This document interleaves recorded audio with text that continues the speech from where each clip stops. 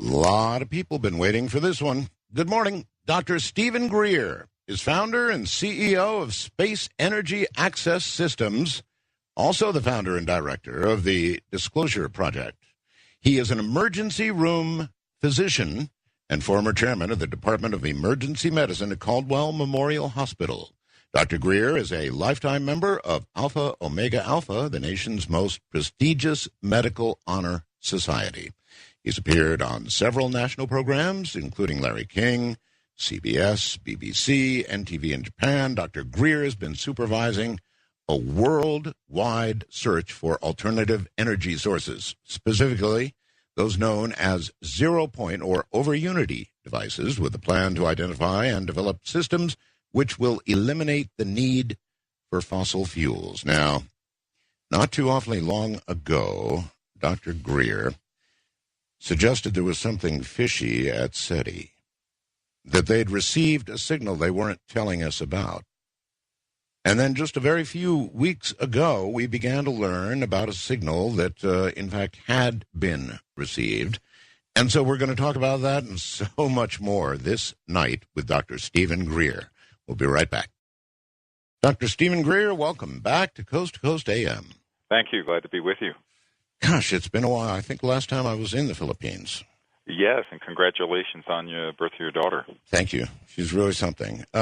Doctor, when we last spoke, you did speak of being aware of a SETI signal that had been received and held secret. Now, several weeks ago, there was a really interesting story that broke on CNN. That's where I happened to catch it, but it didn't last very long. It talked about a signal that had been received. And I'm paraphrasing now because I don't have it in front of me, but they said it was it was a burst type thing and very complex, and it might take years, they said, to perhaps learn or, decipher it in some way. And then the story just went away. You know anything about that? Well, I know. I want to clarify one thing, and that is that what I discussed before was that there were multiple repeated complex signals that had been received at SETI, and this was conveyed to me from the very highest sources. And it wouldn't surprise me if there was another one that had occurred or an ongoing set of them, and that leaked out, and then the story disappeared. Whether this particular signal they're referring to was a natural phenomenon or an extraterrestrial one, I honestly cannot say. I can tell you that there have been multiple ones that they have confirmed to be of extraterrestrial origin, definitely intelligent signals, and that has been kept secret. And this is not surprising because, as I mentioned once before, I had a colleague at the NASA Ames Research Center, who quite a few years ago in the 90s confirmed that the SETI project was essentially a scientific-sounding smokescreen to hide the fact that we've already had contact with extraterrestrial civilizations on the Earth, never mind emanating signals from space. And it just makes it look like, well, gee, we're still searching for intelligent life out there. Recently we had this event at the United Nations, which I have quite a bit of inside information on if you're interested. And this is, we had 30 nations represented there, and one of the subjects, not the only subject, but one of the subjects discussed was the UFO matter, and it was widely accepted by those in attendance that we were being visited. All right, on that score, as I went to, it was very interesting. I think Larry King did a UFO show tonight. And then I went to AOL, and sure enough, there's a picture of one of these damn spheres in Capitola. Now, these are very, very clear photographs of something. I know you've seen them. That doesn't exactly look terrestrial. And yet doesn't look big enough. They're very hard to put your finger on, but they're extremely clear photographs, and I wonder what you make of them. Well, we do know that there are a number of spheres that are of extraterrestrial origin, and we've had encounters with on our SETI expeditions. And on the other hand, there are ones that are classified objects. Remember, almost anything that has been studied, and this is now 60 years plus, that it's of extraterrestrial origin, has been studied and experimented with, and the sort of knockoffs, if you will, that some of the aerospace contracting groups, such as Lockheed and Northrop, have developed. And so many times people have seen these classified objects and thought they were perhaps extraterrestrial. You really, by just looking at a photograph, I'm skeptical that you're going to be able to tell the difference. I think you'd have to have someone who's observed other aspects of how it maneuvered, whether it was interactive with the person, and whether there was any other, shall we say, strange phenomenon associated with it, particularly electromagnetic phenomena that interface with consciousness and thought. So you don't have any direct take on these sphere photographs. The UFO photographs take hits. If they're too blurry, they take hits, and if they're too clear, they take hits. Yes, we've run into that for years, and this is one of the problems, is that we have some images that have been given to us from various governments around the world that are very clear, such as the government of Costa Rica from a survey plane, a very clear disk that came up of Lake Arenal. And we have presented that to people, and they say it's broad daylight. It was taken by a survey plane at about 10,000 feet, crystal clear. And people say, well, look, that's just too good. It's got to be a fake. But it was conveyed. In fact, we actually took possession of the 8 by 10 negative from this, I think it was, or a very large negative. I don't know the exact dimensions, but not just a small negative. It was a survey plane taking photographs every few seconds. And what you find is that if you want to explain it away, you can, but in reality, there's thousands of images of these ET vehicles and quite a few images of some of the what we call alien reproduction vehicles that are man-made. We know those have been operational since at least the late 50s and perhaps earlier. You've been doing this now for many, many years, and I note that you're beginning to take some hits on the internet as well. I've been taking hits for years. Doesn't bother me. Right, I know, but it's kind of accelerated recently, and the rap, I think, is that you refuse to disclose evidence that you talk about. You talk about, of course, people highly placed and that sort of thing, and they're rapping you for not turning loose this evidence. Well, I don't out people. In other words, if I'm meeting with, for example, a few months ago, a member of Congress who's very supportive of what all of us would like to see happen, disclosure and an open discourse on this matter, but has asked me not to talk about who he is publicly. I'm not going to violate that trust any more than I would as a physician with a patient. I just think it's unethical. On the other hand, if you look at disclosureproject.org, there's dozens and dozens of military and intelligence figures who have come out publicly and who have given us permission to give the public their testimony, their names, their DD-214s, the whole 9 yards.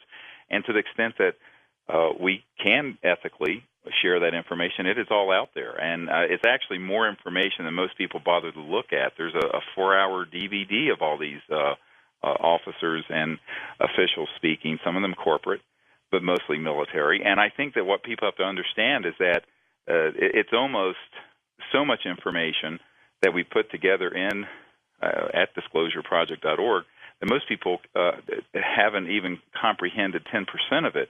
And if they take the time to look at it, they'll see that there's plenty of information there. For example, in the book that we put out a couple years ago called Disclosure, there's a secret document that's from the Air Force that actually lists specifically the project code numbers and names as of the early 1990s.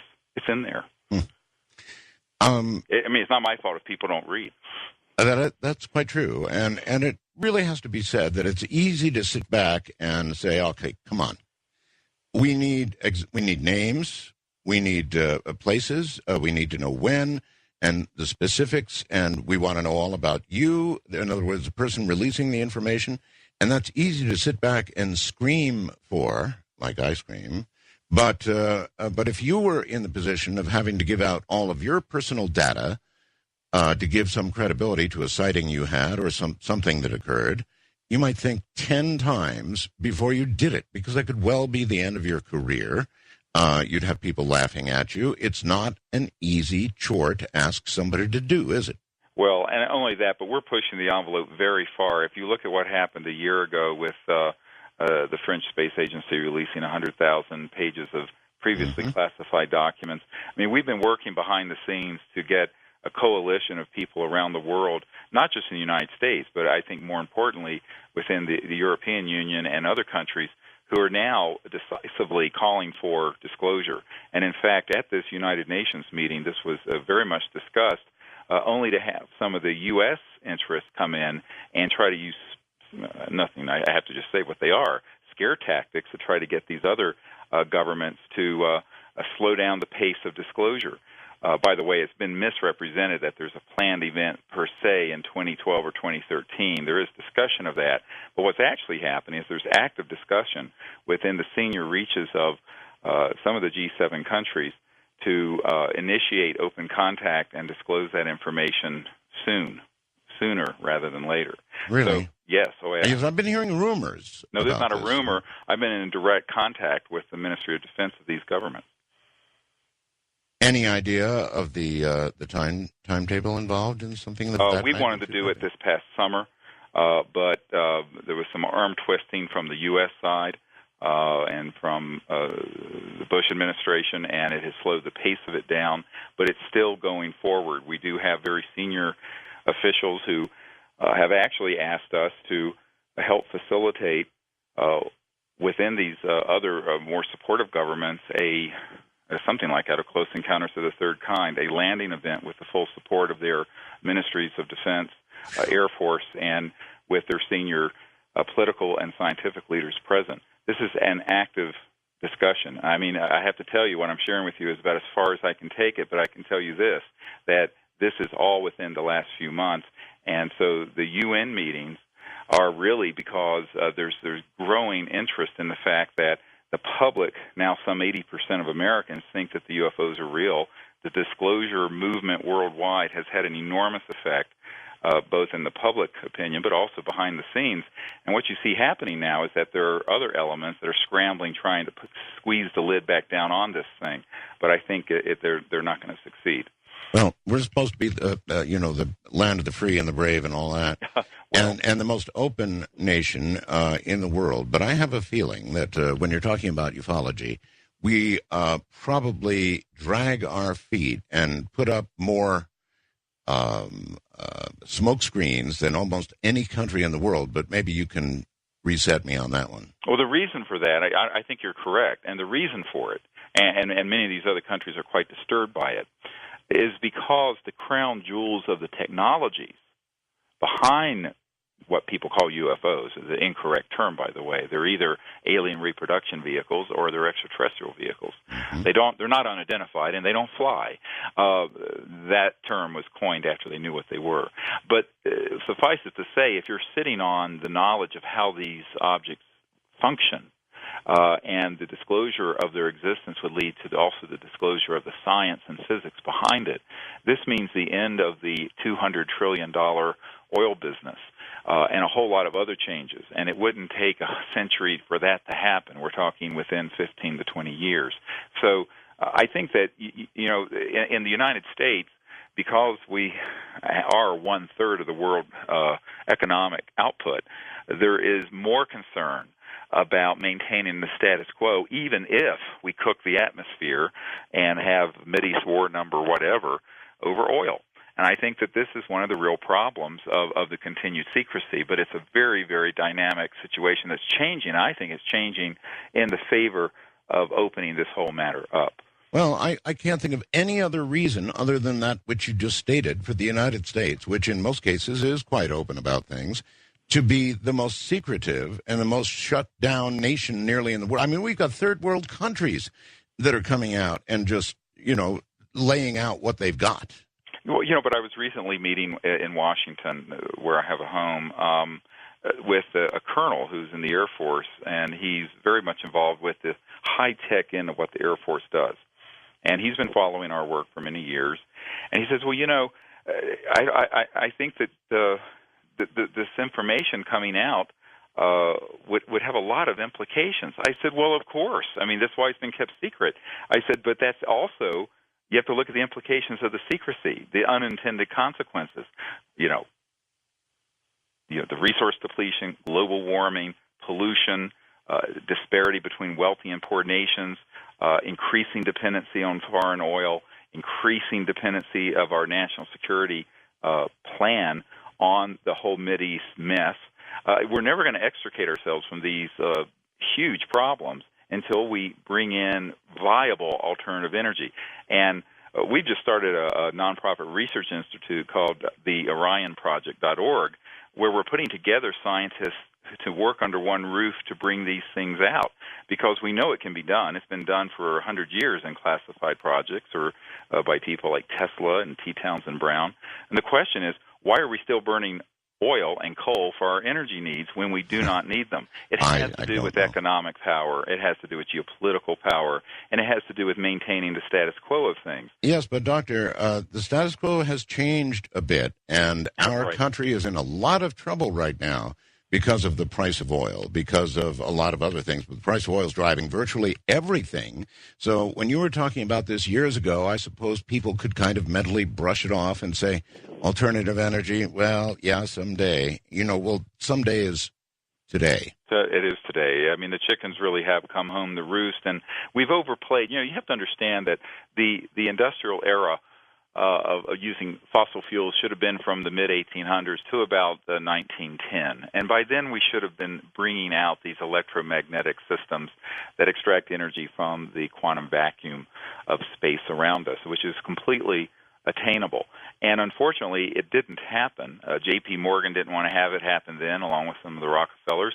And today you have other interests who do not want to see this happen. And yet there's growing interest. I recently met with the head of a royal family in Europe, and we were discussing these alternative energies. And he honestly didn't know that within classified projects that these solutions existed. And I said, well, of course they do. But what are we going to do to put together a sort of a non-classified, peaceful Manhattan-style project to bring the best minds together? That's what the OrionProject.org is going to do. And he said, well, we need to work together on that. And this man is very dedicated to the energy crisis and the environment. And what I'm seeing around the world is that people are now awakening to the fact that the secrecy hand has been played for too long, and it's been overextended, and that even some of the secret orders in Europe, the Masons, for example, within the European groups, have broken and want this information out. This has been said to me directly by people in Europe.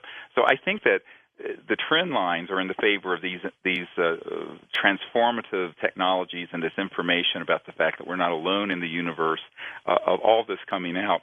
But there are other interests, obviously, that don't want to see that happen. If it costs you $2 or $3 a barrel to pull the oil out of the sands of Arabia, and you can sell it for $100, that's a pretty sweet deal. It sure is, Doctor. I know that for years you've been chasing alternative energy devices, and I know you've had some great hopes, and then you've had them dashed. And I don't know where you are right now and what you've actually found. Perhaps you could fill us in on that. Is there really a device out there? Does it really work? Does it stand up to scrutiny? Is there something like that out there now? Well, there are certainly those devices within classified projects, and there are a few promising developments within the regular civilian world. But here's the problem. We've described this problem at the OrionProject.org, where we talk about the fact that there are multiple scientists that we've identified. I mean, there are a lot of quacks and nonsense out there. But there's some really good people, and we're asking those good people to get hold of us, to get together in a consortium to put together one of these systems. And I'm certain that they can do it. The problem is no one scientist can do it. You've got to have a team of people, because it's a multidisciplinary requirement to really create something that's going to run your home or your car. That's right. Doctor, hold it there. We're at a break point. My guest is Dr. Stephen Greer, and he's been on the search for the holy grail of energy for a long time. Jerry sends a fast blast. Says, all right, the amazing thing, with all our progress, all of our knowledge, all of our science, we're still throwing another log on the fire for energy. And he's right. My guest is Dr. Stephen Greers. He said he's Stephen Greer, and he'll be right back. Doctor, just for my own information, have you actually studied, laid hands on, seen for yourself, been satisfied, yourself that some device out there is able to take advantage of whatever, 0 point energy or whatever you want to call it, and generate for us cheap energy. Absolutely, and not only that, but I've been in a laboratory out in the Mountain West where there's a team there that have several of these systems, but they don't want to let them out to the public. They're afraid of being assassinated. I'm trying to encourage them to step forward. I do not believe at this point that that kind of force is going to be used, because there are too many people in our network who are enormously powerful, by the way, who want to see that happen. Mm-hmm. And I think that what we have to do is reach a critical mass where the public begins to demand these real energy solutions, just like they did disclosure. Because, when we did the Disclosure Project news conference in 2001, everyone thought, oh, what effect will it have? Well, now there are Disclosure Project movements all over the world. You have governments moving forward and accelerating. And I think that if the people lead, the leaders will follow. Moreover, no one got hurt doing this. Not a single one of our military insiders who were named, by the way, for all the people who don't think there are people named out there, go read the material. None of them even got threatened. I think we're at the point now where there's a window open, and I advise we move through it expeditiously now, or that window could close. And I think that we need to organize an effort to create, just like for disclosure of the reality of the UFO matter, disclosure of these technologies, but to build them up to where they're robust enough, as Dr. Bearden has said, so that you can run your home, putting out 10 or 20 kilowatts of power. Sure. And that's what we need. Now, you're not going to get there with a few $1,000s, but you can get there with a relatively small amount of foundation funding. But the question is, who's going to do it? We've found the guys who will do it with us if we can find the public to support it. And that's where we are right now. All right. It's your view, Doctor, that alien presence on Earth is not being revealed, not because they're afraid of telling us about the fact that there are others here, but they're afraid of telling us about how they got here, what they used to get here that we could be using now. Yes, and I think there's also something else going on. Not only do the technologies have enormous implications for the geopolitical elite, shall we call them, but I think that also there's been a long-term plan that was hatched in the 50s that Eisenhower lost control of, quite frankly. And I have had confirmed to me by the Ministry of Defense of a foreign government that Eisenhower did have a meeting with extraterrestrial life forms in 1954 near what's now Edwards Air Force Base, Muroc, California. Now, what has happened in the interval is that people who would like to scare the bejeebies out of people about this issue have succeeded in doing so to such an extent that now there's concern that there would be some degree of fear engendered by this disclosure. And I think this has been done by people who would like to create a space force rather than just an air force, so that they can move conflict off of Earth into space and create a multi-trillion-dollar revenue stream for the revolving door of military-industrial contractors under the false fears of alien invasion or what have you. And I think this is the kind of nonsense that we have to be very careful about. And frankly, I think the only thing worse than secrecy would be this type of disclosure. And I think we have to be very wise about how we discuss these things and not to go around running that, the sky is falling like chickens with their heads cut off. Unfortunately, too much of ufology does that, and it plays straight into the hands of those who would like to militarize the relationship more than it already has been. And unfortunately, calmer heads, so I remember meeting with Senator Claiborne Pell about this, and he was chairman of the Foreign Relations Committee. And I said, sir, you've been deprived of dealing with the ultimate foreign relations issue. And I pointed to the stars above our head. We were out on a patio. And he looked at me and he said, well, Dr. Greer, I'm afraid you might be right. I said, well, we are. I said, it's Yes. a really crying shame. And here was a man who was, sort of epitomized noblesse oblige and was a wonderful man and would have dealt with this issue properly. But he told me, he says, I've been in the Congress since, I don't know, the 50s, early 60s. And he said, I've never been able to get a straight answer on this. Will you come and brief my staff. I said, well, sure, anytime you want. But the tragedy is there are really good people on this planet. Most people are good people. But unfortunately, the secrecy is driven by two things: wanting to amass a lot of secret power, and information and knowledge is power, make no mistake about it, and also to keep the status quo of the world economic and petrodollar system going, which, I mean, there's no way you can disclose the fact that we've studied interstellar vehicles for 60 years and not have it come out that we figured out some of the physics behind it. I mean, It just doesn't follow. And the implications of that are, of course, obviously enormous. But as I point out, I think that the implications of continuing the secrecy, as we're beginning to feel the pain of $100 a barrel oil and a collapsing U.S. dollar, I think the implications of continuing the secrecy far are greater than any downside to it being disclosed. No, I should say. Doctor, are we shooting at extraterrestrial craft? What is our military stance right now? Yes, there is a classified illegal rogue segment out of the control of most folks who are at the level of the Joint Chiefs of Staff. I say this with some authority since I personally briefed Admiral Tom Wilson, who at the time was the J2, in charge of intelligence for the Joint Chiefs of Staff. And I gave him the project code numbers and names that are in the document that's in our book Disclosure, which anyone who can read the King's English and now French and a few other languages can see. And this man said, I have no access to those projects. And he says, but I now know they exist. And the reason he knew is that he had looked into one of these project code named entities and got hold of them, found it. And he said to me, and his folks were very clear on this, his senior staff, that the admiral, when he tried to get, quote, read into or briefed on those projects, was told, sir, we're not going to tell you. This to the head of intelligence joint staff, J2. Now, what happens, of course, when something like that occurs is that it sends a chill through the system. I mean, this man was very disturbed, obviously, as was CI Director Woolsey when we met with him. But I think that what you find is that there is a secret space program that has been using really advanced electromagnetic and other type of weapons to target and attempt to down these extraterrestrial vehicles.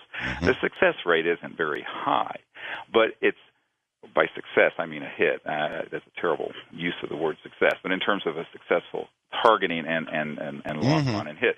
But it has occurred, and it's happened more than just a few times, and it's a great tragedy, and it's enormously dangerous. I'll never forget when Boutros Ghali was the Secretary General of the United Nations. I was with his wife, Aaliyah, and Mrs. Boutros Ghali and I were talking about this, and she looked at me and she says, do you mean to say that you have people that you're speaking with who have been involved in operations targeting and destroying extraterrestrial visitors? I said, yes, absolutely. And she just turned pale, and she's Egyptian. And she was just stunned. And I said, this is the kind of nonsense that gets out of hand when no one's minding the store, or when the foxes are guarding the hen house, more specifically. And I think this is really a risk to our world security, but also to our national security in the United States. Our team was out Mount Shasta, up at the Oregon-California border, doing an expedition out under the stars for about a week a couple years ago. And we had an ET vehicle that appeared between us and the volcano, between us and Mount Shasta. And we were signaling to it, and we had about 40 people there. About that time, a very high-altitude aircraft came in, and some type of electromagnetic weapon was fired, came down, and slammed into the woods about 200 or 300 yards in front of us, and you could hear it actually impacting the ground in this attempt. And everyone there heard it. This was nothing that, there were 40 witnesses to this. And we witnessed with our own eyes a Star Wars-type attempt to hit this object, which didn't succeed because it dematerialized before that energy field could hit. But we all felt the impact. It literally shook the ground all the way under our feet. Wow. And so this is the sort of thing that we're advising should be gotten control of and stopped. The problem is that as the Admiral told me, he says, well, how am I going to stop this? He says, you're telling me that they have alien reproduction vehicles, things that look like flying saucers. They can do circles around my B-2 stealth bombers. I said, yes, sir. He says, then what am I going to do? I said, you have to penetrate those projects and get control of them and to advise your civilian leaders that you take orders from to do likewise.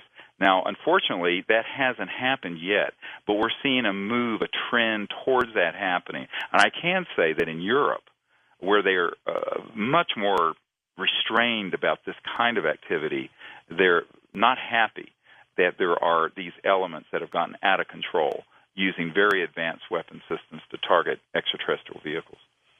Well, that sends kind of a wrong message to whoever is visiting us, and it is potentially very dangerous, because if we begin to have success, if we actually shoot some of them down or have shot some of them down, that's usually considered, when it happens to us, an act of war. Well, yes, except you're dealing with civilizations that, by virtue of the fact that they've achieved interstellar travel and communication, the technologies are so advanced that, and I believe socially, perhaps even spiritually and politically, they're advanced enough that they're not given to that kind of retaliation. If they were, I had a meeting with a Colonel Canola. People want names, I'll share them, at Wright-Patterson Air Force Base, where the original Roswell remains were sent, or some of the remains. And, he brought this issue up. And I said, Colonel, if these visitors were hostile, given the stupid things we have been doing, we wouldn't be having this conversation. The planet would be a cinder floating through space. I said the fact that they have been this restrained in the face of so much silliness on the human part is enormous testimony to the fact that, at a minimum, they're neutral. But in all likelihood, they're really just simply waiting for us to grow up a little bit. Well, to most of us, even with rules of engagement as tight as you can imagine, usually self-defense is included in your options. Well, they have done things such as that. I had a Defense Intelligence Agency witness who's into disclosure. If you go to disclosureproject.org, in fact, I think his testimony is up there, who had brought this up. And he discovered that some of our birds, or satellites, were pointed out into space and not towards the Soviet Union at the time. I've heard that, yes. Well, this is one of the witnesses to that, and he saw some of the images they had taken of these extraterrestrial vehicles. But when he brought this issue up, he also discovered that we were using them to also target these objects, but that when we were doing so, often our birds were shut down, that our ability to target was simply electromagnetically turned off by the ETs, because they were trying to protect themselves from that kind of targeting activity. So there has been some back and forth on that. I don't think they're just totally out there pacifists at all. But at the same time, obviously, they're not given to retaliation the way we would think of it. I mean, certainly if Iran or any other country took out any of our planes or ships or what have you, there would have been serious repercussions by the United States. You're not seeing that with these visitors, even though we know that this has happened. One of the events that happened, if you look at the testimony that we've have gotten, was is the Peruvian-Bolivian border back in, I believe it was the early 90s, where one of these weapon systems targeted an ET vehicle that was shaped like an egg. It looked like, it wasn't that large of an object, maybe 15 or 20 feet. And it did hit it, and it went down, and one of the men, who was a Marine, who was on a rapid response team, was taken there and was one of the first people there to see it. And it did see the craft, and it had crashed on a hillside, and very remote area, very difficult to get to. But that operation was eventually taken over by a very clandestine group that was international in nature, I might point out, not just U.S., and the retrieval did occur. And we know this has happened at other places. So I think it's very important. One of the reasons I've always said that disclosure is important is that the people and the people's representatives and those who would perhaps have calmer heads on this matter would be able to supervise this sort of engagement and contact. And right now, it's just a completely out-of-control system. Okay. CSETI has had contact with extraterrestrials. Is that correct? Yes. At cseti.org, you'll see the kind of accounts and experiences we've had, and some of them are not always what people expect. So obviously we've seen and have imaged craft and objects and spheres and what have you, but we've also had some very unusual electromagnetic signals come right into our sight in very remote areas where there's no source of electromagnetic radiation at all. And we've recorded it. I think one of my assistants may have sent that to you. Well, it says something here about recent CSETI trainings and some tones that you sent that I guess began contact, yes? Yes, and they were. And in fact, one of them, the one at Mount Shasta, what was interesting about that tone, although when you just hear a recording of it, it's very difficult to get the dimensionality of it, everyone who was there saw a three-dimensional shape, even though nothing was visible with the eyes, but the sound evoked a shape. I don't know if that makes any sense to you, but it was a very unusual, multi-dimensional tone that came in and wrapped all around the group. It was fascinating, and we did get a small recording of it. Doctor, do we know anything about the motives? In other words, obviously these visitors have the ability, if they wish to be very visible, as in the Phoenix Lights or any number of other sightings, very visible. But more times than not, they choose not to be. It's hard to discern their motives in the way they operate. Well, I think it's really not that hard to discern. I think most of the time they tend to be very not visible because since the 1950s to today, in the last 50-some years, our ability to target them when they have come out of the what I call superluminal phase, when they're resonating beyond the speed of light and come into linear three-dimensional space-time, our ability to track that and target them has gone up exponentially since even the 1990s. And so I think that explains some of it. The other part of it is that I think that there are times when they're wanting to let it be known to see what the response of our society and media will be. Will we continue to lie about it, or will we have Governor Fife Simonton come out and admit that he had lied about it, and now that he did see it? And I think that that's how they measure whether we as a people are ready for further and more open contact. And I think really the ball is more in our court than theirs. I turned this whole discussion on its head. I really think that our lack of an intelligent, and I might say peaceful, civilian response to them is a lot of the reason why it seems so enigmatic. And our political leaders either have no information on it, or when they find out, as in the case of President Clinton when we put the briefing materials together for Bill and Hillary, they didn't want to act on it because they were afraid. So I think that they're measuring this, and then at times they want to see how the populace will react and how the media will react. So I think this is all being monitored. I don't think it's as hard to understand if you look at it from the perspective that they're not going to simply, as Larry King asked me once, why don't they land on the White House lawn? I said, well, first of all, they'd be blown out of the sky. But secondly, that's not their place to do that. They've given us abundant evidence that they're here. And as I said, I have this insider has information on this meeting at the UN on February 12th and 13th and 14th. They said there were 30 nations represented there. And virtually all of them accepted that there was an extraterrestrial presence here around the planet already. This is explicitly stated. So the question is, though, who's responding on behalf of the people of planet Earth, and how are we responding?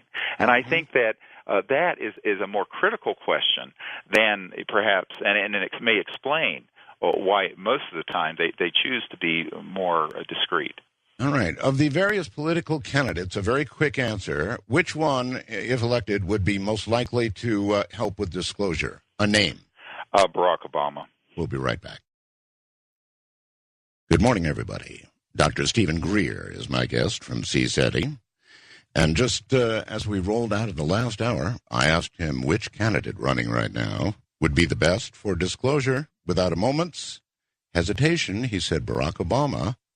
He happens to be my choice as well. I'm really a big Obama fan. And, I said this last night briefly on the program, and I'd just like to let the audience know that, of course, there was a lot of agreement, but then there was also a lot of disagreement, and it was, what's the right word for it?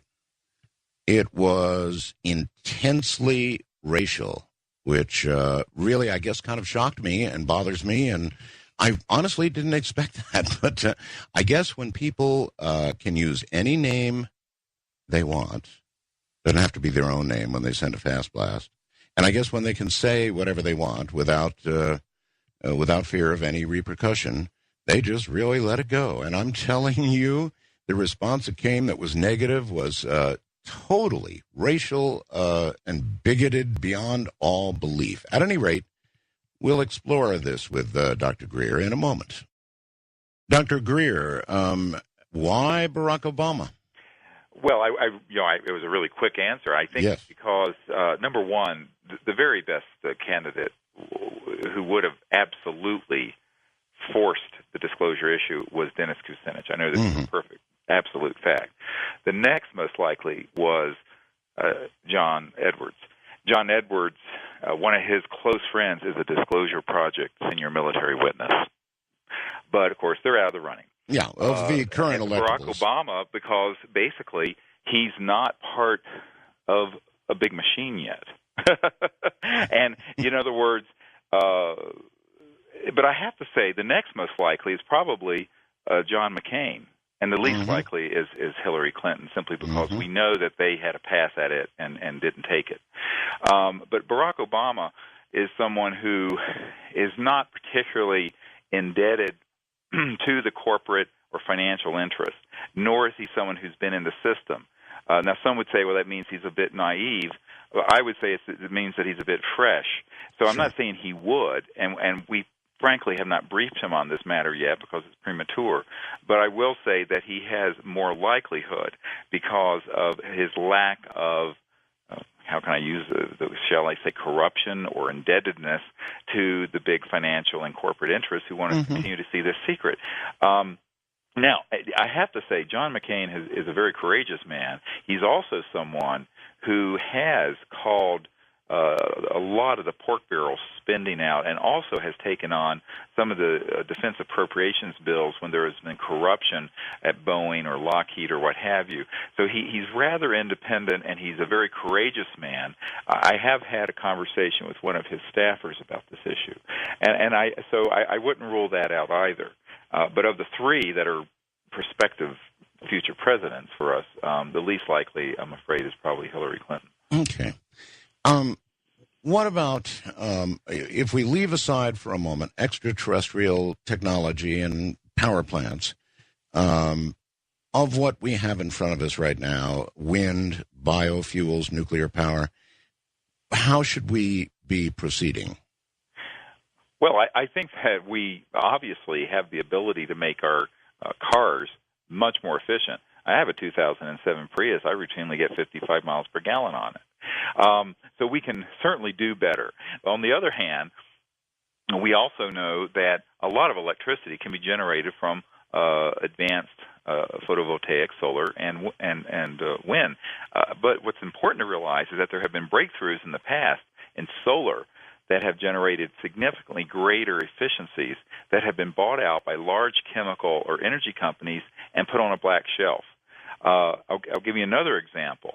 There was an article in the mainstream press in Israel, in the Jerusalem Post, and it was called to my attention, and I went there, and it was an article about a man who had developed creating a hydrogen system for vehicles from water and from other technologies, and he was offered, I believe it was $40 or $50 million by a large energy company, oil company, to buy it out and black shelf it. And he went out and talked about this in the media. Now, most people, if they're offered $10 million or $50 million, are going to go whoopee and sell out. And that's happened over and over and over again. Luckily, our group, I don't care if someone offered me $100 billion, I wouldn't sell out, from a breakthrough technology. But that has happened. But it's important to realize that it's going to be a combination of things. So we have to transition out of the fact that there's a billion or so cars on the road using oil. How are you going to transition out of those? Well, you can. I'm convinced that you can actually run a car on water if you electrolyze the water into hydrogen and oxygen and use very advanced, the physics and Tesla-type systems to break the water into hydrogen and oxygen and run an internal combustion engine. I think it has been done in the past. There's good evidence it has. But that would enable your cars to, of course, there'd be modifications to the engine necessary. Mm-hmm. But there are many things that can happen, and I think that they are, way less advanced than an anti-gravity or extraterrestrial energy system. There's even a fellow in the Philippines that runs a car on water, he claims, and there's been a lot of stories about it. I haven't followed up on it. I'm not sure how he does it, but yes, these stories are all over the place. Well, Stan Meyer in Ohio did before he died in 1996 or 7, and there's very good evidence it's possible, and we're working with some people right now who are trying to update the electronics and do that, and we're cautiously optimistic that this team that we're working with will be able to achieve this, because it's very important to understand that there's no real shortage of water if you understand that every home in America, the average home uses 400 gallons of water a day. If you took a few gallons of it, filtered it, you'd have enough energy to run your house and car from just the shower, the gray water from your shower. So there are these sort of breakthroughs, but unfortunately, last year there was about $100 billion that went into so-called alternative energy, wind, solar, biodiesel. And you know how much went into these really out-of-the-box systems? Zero. How much? Zero. Nothing. And this is the tragedy, is that I don't think the real solution for 6.5 billion people living on this planet is going to be, in the long run, wind, solar, and biodiesel and biofuels. It's going to be these other technologies. And unfortunately, they have been withering on the vine decade after decade for a lack of financial support, because people simply cannot do the kind of engineering and research. I remind people that when Chrysler made the Dodge minivan from one box with 4 wheels to another box with 4 wheels, they spent something like $2 or $3 billion to do that. I mean, the kind of money that goes into pharmaceutical research, I know this as a medical doctor, can run into the billions. And we're talking about basic science research and energy research, and we're going to have to find a way to motivate the public. And that's what the OrionProject.org is wanting to do, is to put the public in play through a nonprofit foundation to support these really creative thinkers and engineers and scientists. And they're out there. And we've identified, over the last 5 years, we've identified the best people on this planet who understand these things. But how are we going to put them together, fund them, take care of them, and bring these things together? It can't be done with a few $1,000s. Well, it's going to have to be done with some serious institutional and public support, I believe. Doctor, a few years ago, the Wall Street Journal ran an article indicating that if hemp were legalized for its various purposes and then taxed by the U.S. government, the U.S. government would realize about $500 billion in tax revenue from it every year. Right. Right. But, there's a lot of things that could change. Greg Easterbrook in the New Republic, a very mainstream policy wonkish sort of journal that I fall asleep reading every night, talked a couple of years ago about the fact that if we only had applied the technologies we have today to our cars that have not been fully applied, nothing esoteric, and had fuel economy standards that equal that of Europe, we would be importing zero Mideast oil. None. Wow. That is a fact. And the question is, why aren't we doing that? Why aren't the big automakers doing it? Why are people fighting these fuel efficiency standards? It isn't that we can't do it. It's being blocked. Because someone loves to make $100 a barrel on oil. Well, how much longer can they keep doing it, and how much longer can the U.S. stand that happening? Well, I think not much longer. I think we are certainly headed for an economic and social and geopolitical catastrophe if we don't change course rather quickly. And I've been saying this, as you know, for a number of years and have been pleading with our leaders to take action on this.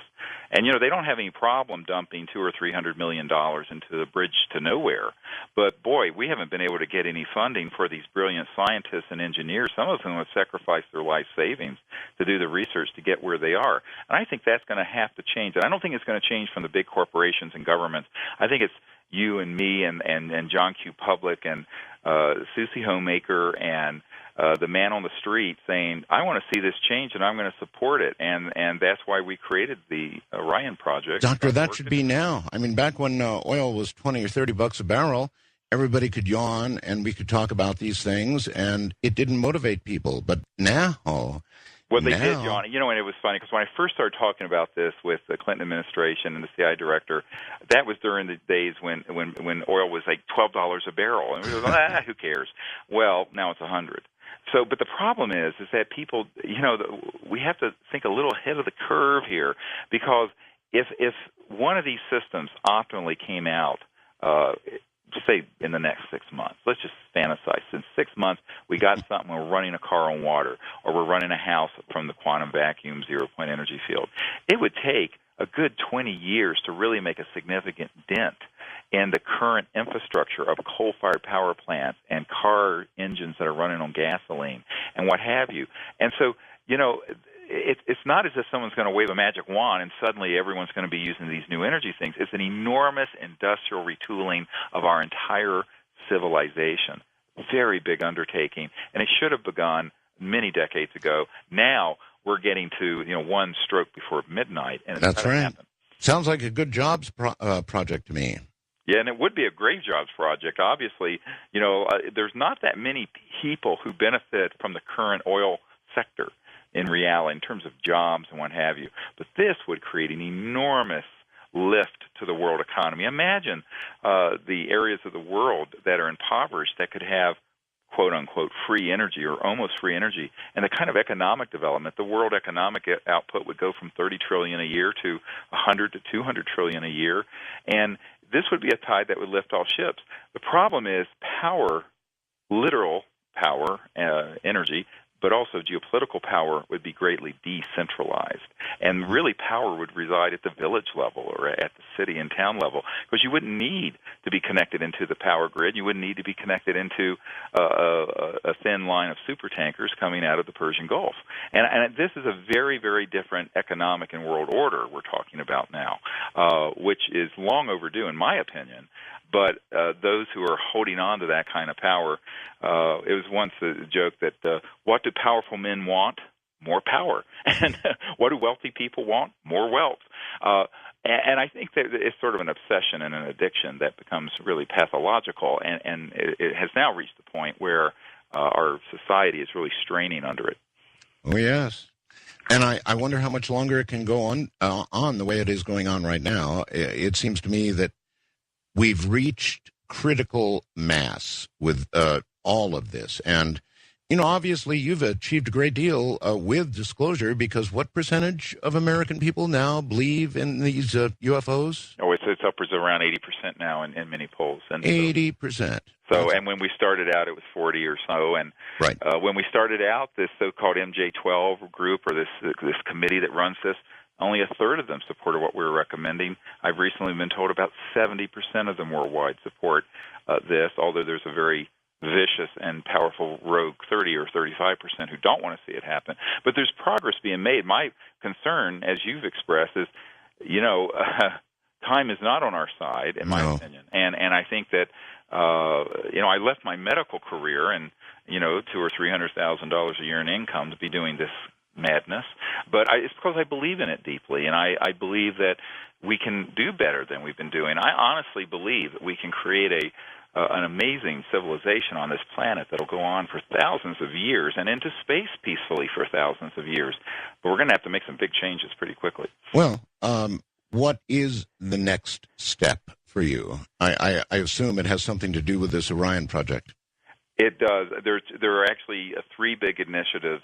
One is that the CSETI organization, which is the parent of the disclosureproject.org, we are increasing the number of expeditions we're doing and training people to be ambassadors to the universe. And we feel it's very important that everyone in their local area know the protocols for making contact and to know how to respond properly to an extraterrestrial vehicle, should they see one by accident or should they wish to deliberately make contact. The second is the OrionProject.org, and at the OrionProject.org, which is the one-word website URL, that is an effort. We just formed it in the last month to empower people to say, we're going to support these new energy initiatives within the framework of a foundation, a nonprofit 501c3 tax-deductible foundation, so we can fund these inventors and researchers and physicists who have been struggling alone in their garages and basements and labs, some of them for decades. Mm-hmm. And we think it's very important that change. I've met with a lot of billionaires.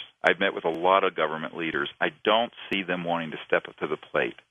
And people say, well, why don't they? I was with a guy who has a whole fleet of private jets, and what he blows out of his tailpipe, he could fund all this research forever. But he told me, he said, it's too dangerous. If I put a large amount of money in, there might be people who would be very unhappy with me. And he told me this story, now this guy's a billionaire, and he told me, he said, when I was, many years ago, I knew the head of General Motors in the late 1960s who told me they already had the energy and power plants so that none of the GM cars would ever use gasoline. They would be used on these new energy systems. And he felt it was time to bring them out. 2 weeks later, this man was found dead. And this billionaire told me he was convinced he was killed, made to look like a suicide. I said, yes, but this is 2008, not 1968. 40 years is a long time. And we're finding that the people we're working with now are going forward without those kinds of nasty things happening. And the other thing that's important here is that if you get 1 billion people aware of a new energy breakthrough and you squeeze that toothpaste out of the tube very vigorously like we did with the Disclosure Project, they're just going to have to stand aside and let it happen. 7 years almost has passed since a lot of these men and women have courageously come forward into disclosureproject.org, and none of them even got a phone call saying be quiet. Not one, Art. And you have to say why. Why weren't they killed? Why weren't they threatened? It's because there are too many people who support this, and also too many governments around the world who are watching and are supportive. So it becomes very difficult to suppress that. And this is the power, I hate to say the power of the people, but the power of lots of people pulling together. It creates a zone of protection, a zone of security, and it creates the momentum we need to make that happen. So for me, the next big thing is to go from the disclosure of information and testimony and documents to the actual unveiling of these energy systems that can create a sustainable civilization on this planet that can abolish economic slavery. Because right now I think the world is really living under an antiquated system of economic slavery. And we certainly are beginning to face, along with the oil price and shortage, we're beginning to face some pretty serious environmental problems. I'm sure you keep a pretty close eye on what's going on, the North Pole melting, and the calving beginning. Now, this is very serious. In the Antarctic, there's beginning to be the calving of ice that is actually above water. This will begin to add ocean levels. So people are beginning to come awake on this issue as well. Well, I think that, just in the last month it's been disclosed that a part of the ice shelf in Antarctica the size of Connecticut is breaking off right now as you and I are speaking. That's right. But people aren't talking about something I think that's very critical here, and that is what happens when you displace solid ice off the poles on a spinning top, the Earth, that wobbles. That's what our seasons are. And that begins to get displaced as water, liquid water around the oceans. Yes, you're going to have a rising ocean levels, but the perturbation of the spinning of the Earth could be disrupted, and it could be disrupted suddenly. So I think people have to understand that there could be really far-reaching and sudden geophysical changes that could occur. And whether you believe it's coming from CO2 and fossil fuels and man-made or from some other energy out there, the fact of the matter is, before we even worry about the worst environmental consequences, I think we need to think very seriously about the fact that Russia is now holding a gun to the entire European Union, holding them hostage for their gas supplies, and we're totally hostage to the Mideast oil supply. There are many who say it's already too late. Doctor, hold tight. We're at a break point. We'll be right back. This is Coast to Coast AM. Well, here I am. A moment ago, Dr. Stephen Greer said that he's got a whole set of protocols should you encounter an alien craft. And certainly many, many across the country, around the world, have encountered alien craft. It might be worth reviewing some of those protocols. In other words, what do you do if you see one of those things? We'll be right back. Dr. Greer, I know that in your CSETI trainings, you do go over the protocols of what's to be done if you actually encounter an alien craft, if you have a very close encounter. And right now you have the opportunity. you're speaking to millions of people around the world, and you're speaking to a lot of people that will have encounters. So if we can do it, if it's something doable in a segment here, I'd like to know, what are the protocols? What should a person do if they're suddenly confronted with something that, virtually puts them into shock? Well, I think that's the first thing you have to do is center yourself and get yourself out of shock. The fear is the mind killer. People do irrational things when they're afraid. That's right. One of the things that we train people to do, and a lot of people think this is rather esoteric, is to learn how to become very centered in a sort of meditative state so that they can then be grounded and be beyond the state of fear, but also so that they can then remote view the occupants of the craft and communicate with them.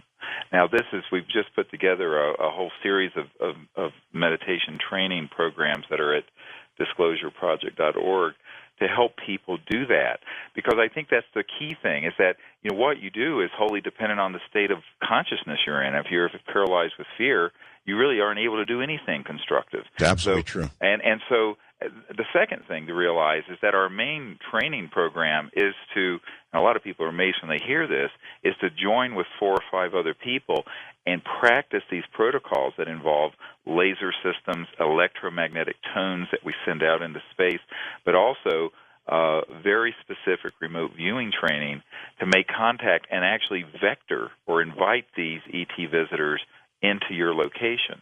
Now, most people say you're inviting them. I say, well, of course. This is the whole purpose of interplanetary diplomacy that we're trying to open up the awareness of. But if you just happen to see one, I first coined the term close encounters of the fifth kind in 1990, and that's when humans signal to or invite these visitors to interact with them. And I found that there were, and Dr. Richard Haynes at NASA actually wrote a book called CE5 based on this concept, where we collected literally hundreds of cases all over the world where people saw one of these ET vehicles and rather than panicking, signaled to them with their car headlights or with something, and in many cases they stopped and came over and signaled back. Now, a lot of people wouldn't want that to happen, but if you're ready for that, it's really quite a beautiful thing. Now, here's a caveat. If the object looks like it's man-made, meaning it's an alien reproduction vehicle, run like hell, because often those are part of a pseudo-abduction squad. And what I mean by that is that there are these little creatures that look like aliens, that look like greys or reptiles or something, that we've been genetically farming and creating for many decades, that are on these things that are under human control. And they have engaged people in things that are very frightening.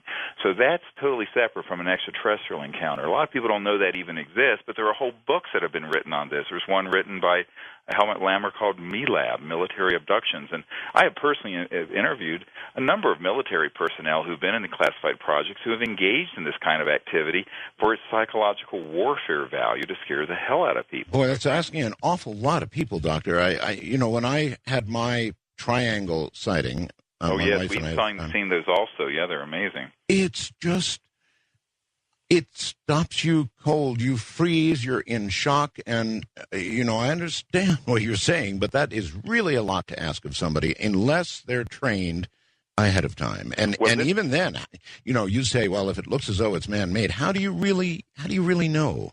Well, you don't know unless you know that there's the possibility, and then you have to be able to see enough detail of it. And then you also have to be able to sense, I believe, and remote view the occupants. You can actually see them. We were out in Arizona once where we had an ARV escorted by 2 F-16 jets. And it was absolutely a man-made device, not far from the Bradshaw Ranch there, where all kinds of weird stuff happens.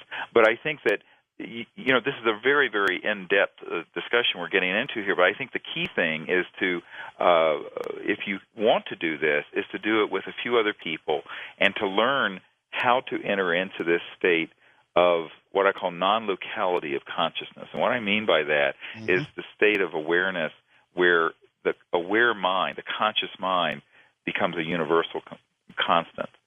And you can do this with other people. It's a very, very deep meditative state. Before I was a medical doctor, I was a meditation teacher. A lot of people don't know that.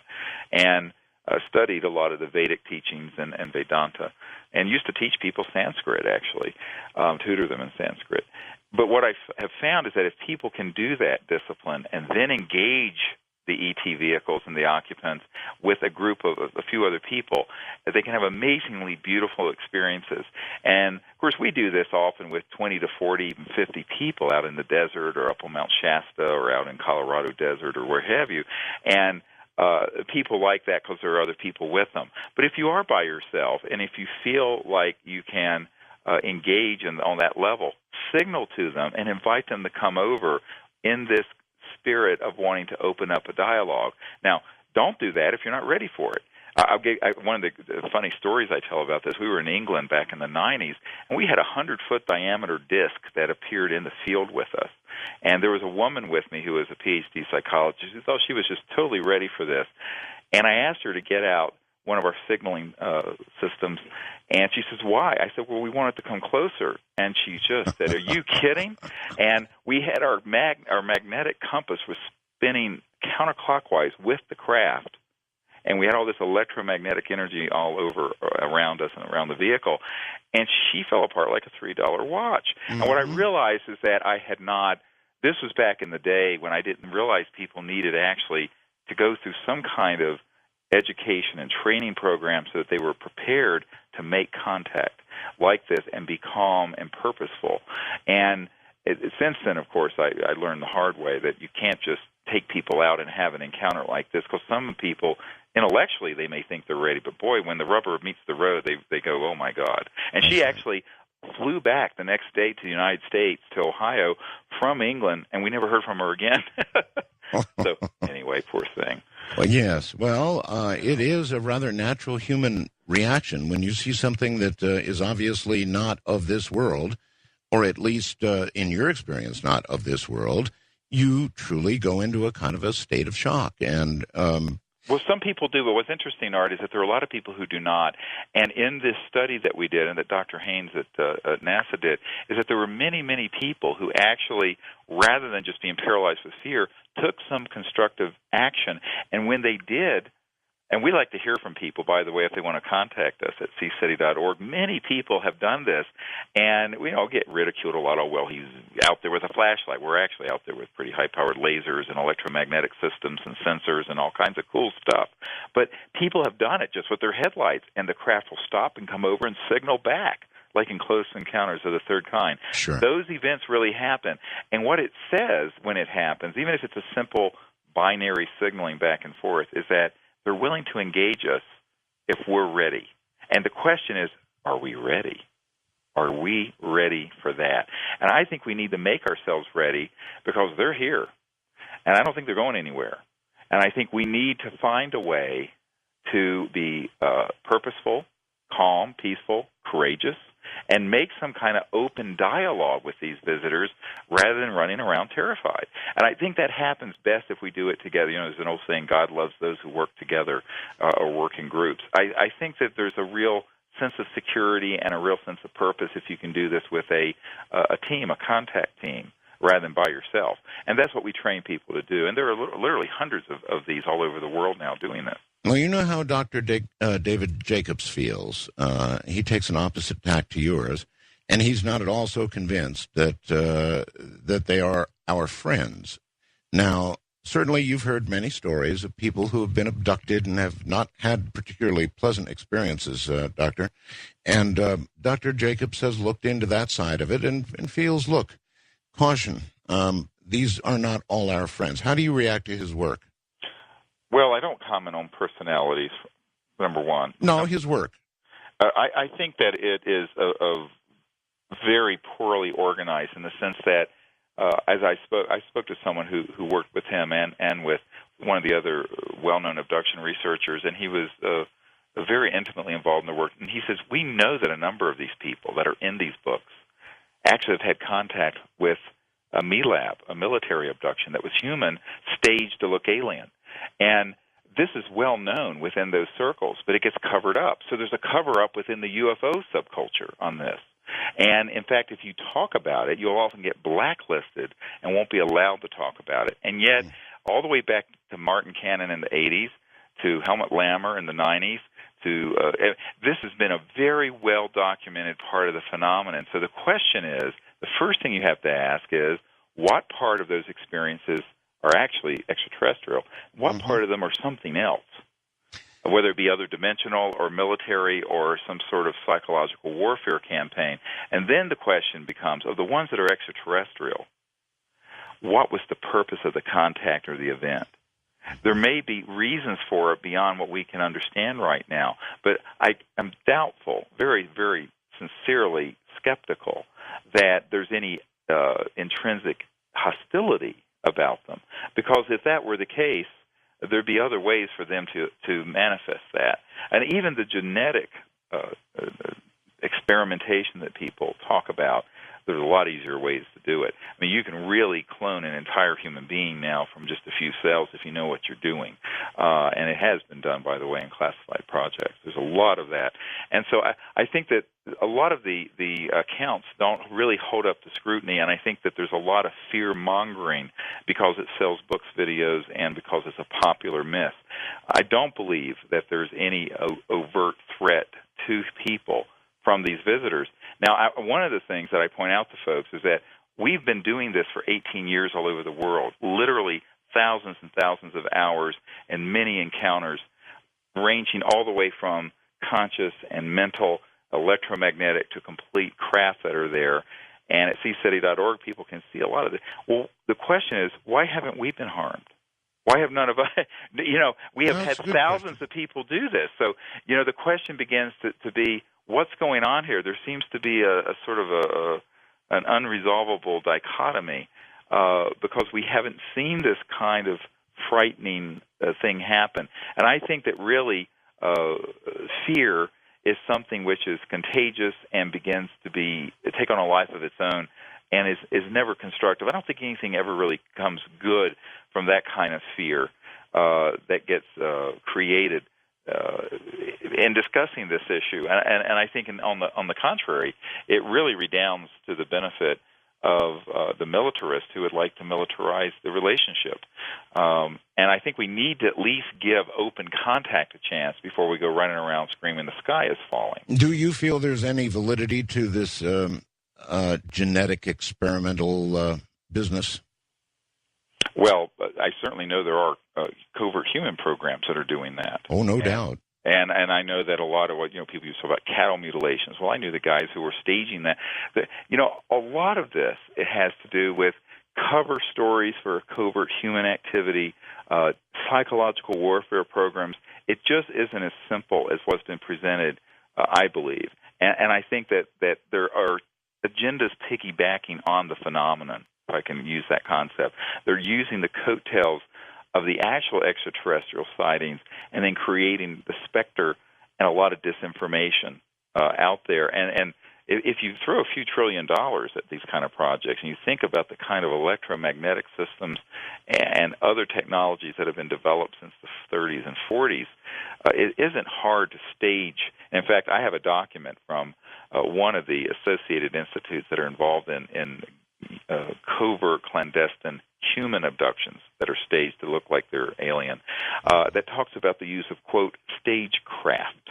And it's a very interesting discussion in this document about this. And you have to wonder how gullible are people not to realize that there could be an agenda, as Wernher von Braun warned us about when he said that there would be an attempt to create a threat from outer space so that we could expand the entire machinery of conflict into space and create a multi-trillion-dollar business out of that. Would we do that? I'm sorry? I said, would we do that? We're doing it already. I mean, this is what people don't realize. There is an enormous black budget, as it were. Doctor, all right, let's take this tact. In the encounters that you've had, you say that you've used remote viewing as a way to discern the occupants and no doubt some of what they've had to think or say to you. And so you should have a pretty good idea of that $64 million question, why they're here. Why are they here? What do they want? What's the purpose of these visits? Well, I think, number one, there is a guardian function over the Earth. they're very aware that we're in a time of great peril. Mm-hmm. And let's face it, any civilization that would go in my grandmother, born in the late 1800s, lived to see her son, my uncle, design the lunar module that put the first man on the moon. I don't know if you know that. No, I didn't. And then lived to see thermonuclear weapons. So in one person's lifespan, we went from horse and buggies to putting a man on the moon and thermonuclear weapons. Obviously, this is of some great concern to some civilizations out there, and I don't think it's an irrelevant concern, because it's a very small step to go from that to being able to go out into space ourselves with these weapons. So I think there is a protection factor not only for Earth but also for other civilizations in space. That's one. The second is that they know that we've reached this point in our evolution where we're going to have to learn to live together peacefully, or we're going to go the way of the dinosaurs. And I think we're going to eventually, it's going to be tumultuous, but we're going to achieve world and universal peace, and they're standing ready and preparing us to enter into an interplanetary society. That's what I think is really emerging, and that's a big part of why they're here. And the third reason is that if we do blow the system, let's say we go to DEFCON 5 and go into a full nuclear launch or a massive geophysical collapse, I'm quite convinced that they're going to intervene, and only then will you see an overt, massive intervention to stabilize the Earth and society so we continue on. And so that, I think, is another function. I wonder why we are that valuable in any sense to them. In other words, if this little green and blue planet blows up, what effect does that have on them? Well, I think if you understand, I'm actually at a conference right now in Santa Fe, New Mexico, with Rupert Sheldrake, who talks about morphogenic fields, sort of the 100th monkey effect, and how living systems, once they become activated on the level of conscious intelligence, or if you will, the divine mind, that function or morphogenic field gets replicated at remote locations spontaneously through this morphogenic field resonance. And I think that what happens on Earth does affect other worlds and other dimensions and the Earth itself is one of the great gems in the diadem of creation, I believe.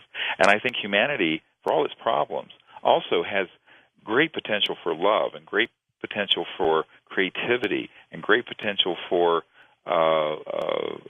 beauty. And so I don't think it's I think that we're certainly not at the fulfillment of all that potential, but it's certainly seen and appreciated. And I think most humans see that. And that's the wellspring, I think, of hope that people see for the future, is that there is this good and wonderful aspect of humanity. There's also a very dark side, and sort of the middle kingdom. Well, of the three things you laid down, that they would be our guardians, I can buy. That they might intervene should we take that last awful step, I can buy. But that we're on the cusp of world peace, I don't know, Doctor. Looking around the world right now, it doesn't look a lot. Well, you remember it's always darkest before the dawn, and if you understand quantum phase changes, usually you take a container of helium and cool it down close to absolute zero, it becomes what's called superfluid, and it takes about 1% of those molecules to become coherent, and then zap, the whole thing becomes magical and beautiful. I think we're at that point. But right before that moment of coherence is maximum chaos, maximum disorder, maximum change. And I think we're living exactly at that point of transformation. Well, that I can certainly buy. We'll be right back. We're taking a break. Here I am. My guest is Dr. Stephen Greer. Now, we're about to open the lines here, or are opening the lines right now, and I think it's worthy to note that Dr. Stephen Greer is a emergency room physician, and a well-credentialed one at that. Now, imagine what it must take for somebody who can knock down $200,000 and $300,000 a year easily to turn away from all of that and to pursue disclosure, to pursue energy systems that would come with it, and throw away a career that most people would pursue avidly. I mean, it's just amazing to me that he's done this in his life, and I think it gives him credibility with what he does. So if you have a question for him and all he's done and will do or might do, now would be the time. I'm Art Bell. This is Coast to Coast AM. We'll be right back with Dr. Greer. Dr. Greer, it is worth asking, actually. I mean, you had a spectacular career going, and you turned away from that. Now, how long ago, I'm not sure. But what is it that actually made you do that? What really made me do it was realizing that the task at hand was too great for me to do part-time. And I tell people now, I have to view Earth and her 6 billion children as my patient. And it's the only way I can get up in the morning and keep going forward. I have enormous hope and trust in the future. I'm quite convinced we're going to make this transition and this transformation happen, and that on the other side of it, we're going to have an extraordinary period in human development and evolution. And I think that this whole question of our place in the universe, the whole question of how we're living on the earth and how we can create a sustainable civilization with the sciences and technologies that have been suppressed and hidden from the public for way too long, that these are very important, and that there are thousands of people who can take care of gunshot wounds and car wrecks and all the fun stuff I used to take care of. But I think that, there aren't many people given their time and attention to this in a really serious way. So I had to make a choice, and I chose to go in this direction. And it was a difficult choice for me and my wife and children, everyone. There's a lot of sacrifice involved. But I don't regret it, because I think that in the long run, that's what it's going to take. It's going to take a lot of people taking this seriously and, walking the walk for a change. All right. Doctor, we have a number of people who would like to speak with you, and Sure. We generally do that, so here we go. East of the Rockies, Donna, say, okay, come on. We need names, we need places, we need to know when, and the specifics, and we want to know all about you. In other words, the person releasing the information, and that's easy to sit back and scream for, like I scream. But if you were in the position of having to give out all of your personal data to give some credibility to a sighting you had or something that occurred, you might think 10 times before you did it, because that could well be the end of your career. You'd have people laughing at you. It's not an easy chore to ask somebody to do, is it? Well, and not only that, but we're pushing the envelope very far. If you look at what happened a year ago with the French Space Agency releasing 100,000 pages of previously classified documents, I mean, we've been working behind the scenes to get a coalition of people around the world, not just in the United States, but I think more importantly within the European Union and other countries, who are now decisively calling for disclosure. And in fact, at this United Nations meeting, this was very much discussed, only to have some of the U.S. interests come in and try to use nothing, I have to just say what they are, scare tactics to try to get these other governments to slow down the pace of disclosure. By the way, it's been misrepresented that there's a planned event per se in 2012 or 2013. There is discussion of that. But what's actually happening is there's active discussion within the senior reaches of some of the G7 countries to initiate open contact and disclose that information sooner rather than later. Really? So, yes. Oh, yeah. Because I've been hearing rumors. No, this is not a rumor. I've been in direct contact with the Ministry of Defense of these governments. Any idea of the timetable involved in something like that? We wanted to do it this past summer, but there was some arm twisting from the U.S. side and from the Bush administration, and it has slowed the pace of it down, but it's still going forward. We do have very senior officials who have actually asked us to help facilitate within these.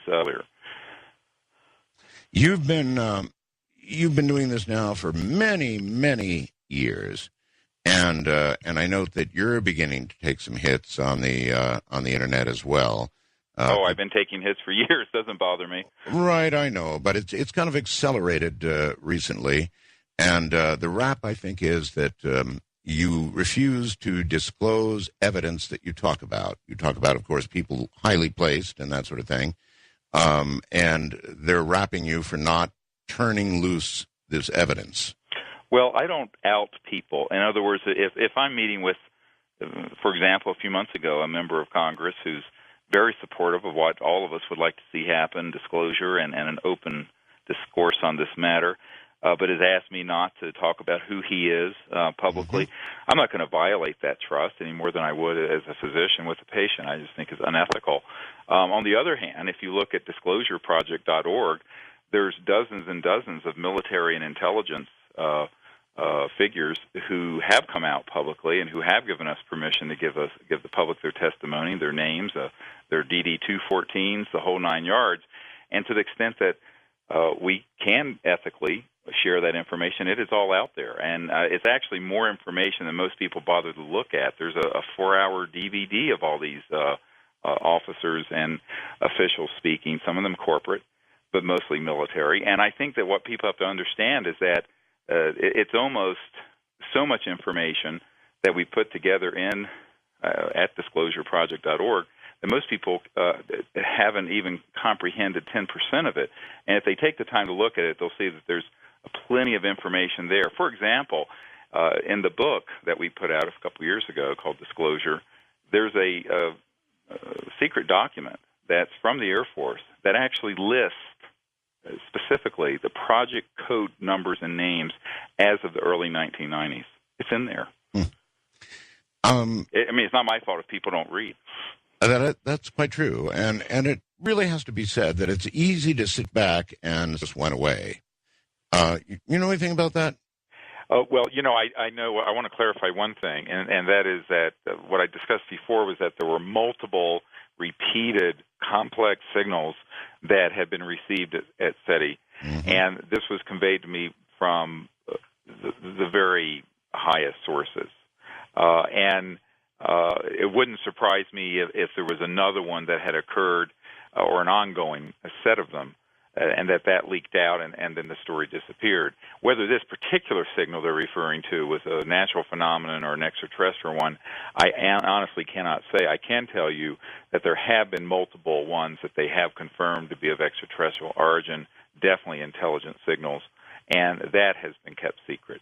And this is not surprising because, as I mentioned once before, I had a colleague at the NASA Ames Research Center who, quite a few years ago in the 90s, confirmed that the SETI project was essentially a scientific-sounding smokescreen to hide the fact that we've already had contact with extraterrestrial civilizations on the Earth, never mind emanating signals from space. And it just makes it look like, well, gee, we're still searching for intelligent life out there. Recently we had this event at the United Nations, which I have quite a bit of inside information on if you're interested.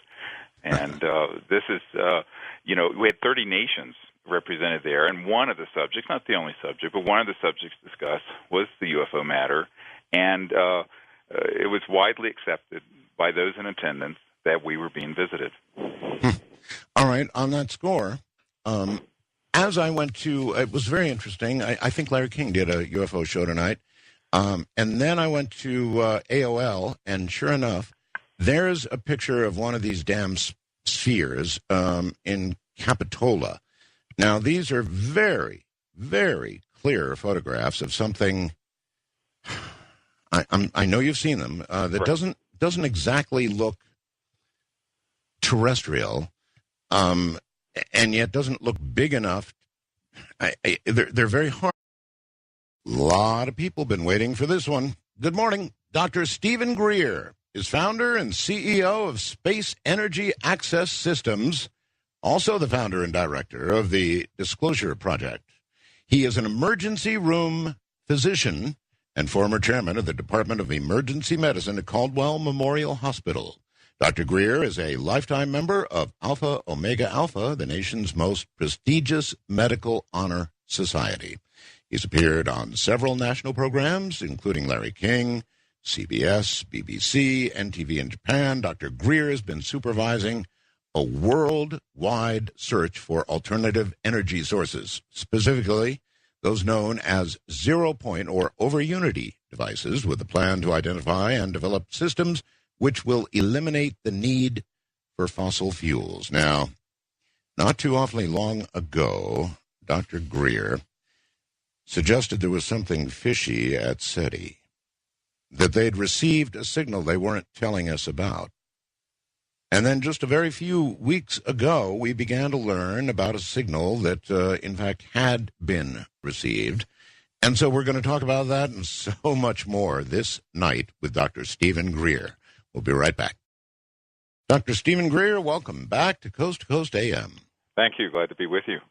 Gosh, it's been a while. I think last time I was in the Philippines. Yes, and congratulations on your birth of your daughter. Thank you. She's really something. Doctor, when we last spoke, you did speak of being aware of a SETI signal that had been received and held secret. Now, several weeks ago, there was a really interesting story that broke on CNN. That's where I happened to catch it, but it didn't last very long. It talked about a signal that had been received, and I'm paraphrasing now because I don't have it in front of me, but they said it was it was a burst type thing and very complex, and it might take years, they said, to perhaps learn or, decipher it in some way. And then the story, just hard to put your finger on, but they're extremely clear photographs, and I wonder what you make of them. Well, we do know that there are a number of spheres that are of extraterrestrial origin, and we've had encounters with on our SETI expeditions. And on the other hand, there are ones that are classified objects. Remember, almost anything that has been studied, and this is now 60 years plus, that it's of extraterrestrial origin, has been studied and experimented with, and they're sort of knockoffs, if you will, that some of the aerospace contracting groups, such as Lockheed and Northrop, have developed. And so many times people have seen these classified objects and thought they were perhaps extraterrestrial. You really, by just looking at a photograph, I'm skeptical that you're going to be able to tell the difference. I think you'd have to have someone who's observed other aspects of how it maneuvered, whether it was interactive with the person, and whether there was any other, shall we say, strange phenomenon associated with it, particularly electromagnetic phenomena that interface with consciousness and thought. So you don't have any direct take on these sphere photographs. The UFO photographs take hits. If they're too blurry, they take hits, and if they're too clear, they take hits. Yes, we've run into that for years, and this is one of the problems, is that we have some images that have been given to us from various governments around the world that are very clear, such as the government of Costa Rica from a survey plane, a very clear disk that came up of Lake Arenal.